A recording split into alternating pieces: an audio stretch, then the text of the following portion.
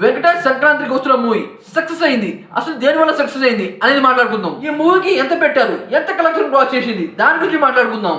Producer Dil Raju గారు అలాగే వెంకటేష్ గారు అనిల్ రావిపూడి గారు గొడవ పడ్డారంట ఈ మూవీ కోసం. దాని గురించి మాట్లాడుకునే ప్రయత్నం చేద్దాం. ఇక ఏమాత్రం ఆలస్యం లేకుండా వీడియోలో ఎంటర్ అవుతాం. సంక్రాంతికి వస్తున్న మూవీ సక్సెస్ అయింది. దీనికి main reason family audience. Family audience ఎందువల్ల అట్రాక్ట్ అయ్యారు? సీరియల్స్ వాళ్ళు బాగా చూస్తారు. అయితే ఈ మూవీ టీం ఈవెంట్లు పెట్టకుండా ఏం చేశారు అంటే టీవీ షోస్ మీద టార్గెట్ చేశారు. టార్గెట్ చేసి వీళ్ళలో ఉన్న యాక్టర్స్ మొత్తం ఆ టీవీ షోస్కి పంపించారు. దానివల్ల చాలా మంది ఫ్యామిలీ పర్సన్లు వీళ్ళనైతే చూశారు. దాని కారణంగా వాళ్ళ నోళ్లలో వచ్చింది సంక్రాంతికి వస్తున్న మూవీ. ఈ మూవీ చూడాలి అనుకున్నారు ఫస్ట్ రీజన్.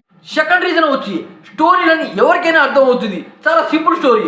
వీళ్ళేమో వాళ్ళ అన్నని తీసుకురామంటాడు, వీళ్ళేమో తీసుకెళ్తారు. ఇదే స్టోరీ లైన్. అదే కాకుండా ఎంటర్టైన్ పరంగా చూసుకుంటే ఈ మూవీకి తిరుగులేదు. ఆ రకంగా కామెడీ అయితే ఉంది. చాలా మంది దీనికి నవ్వుతారు. ఫ్యామిలీ ఆడియన్స్ బాగా ఎంటర్టైన్ అవుతారు ఈ మూవీని చూసి. అదే కాకుండా ఇంకో విషయం ఏంటంటే దీంట్లో 2 సాంగ్లు అయితే వచ్చాయి.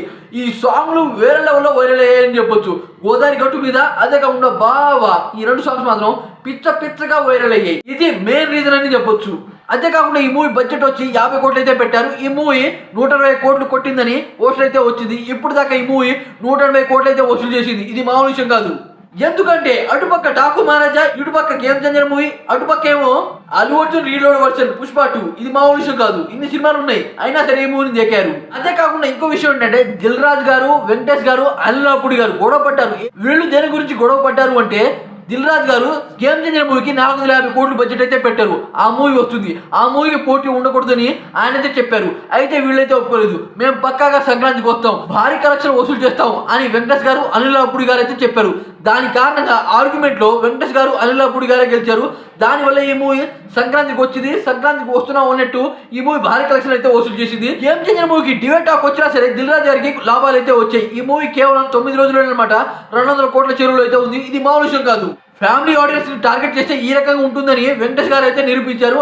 డైరెక్టర్ అనిల్ రావిపూడి గారిని చాలా మంది అయితే హ్యాండ్షేక్ చేస్తున్నారు. డైరెక్టర్ శంకర్ గారిని చాలా మంది అయితే తిడుతున్నారు. ఈ వీడియో మీకు ఎలా అనిపించింది అనేది డిఫరెంట్ కామెంట్ చేయండి. అదే కాకుండా ఇలాంటి మంచి అప్డేట్స్ ఉంటాను. మన ఛానల్ కొద్దిగా లైక్ చేసి ఛానల్ సపోర్ట్ చేసి సబ్స్క్రైబ్ అవ్వండి.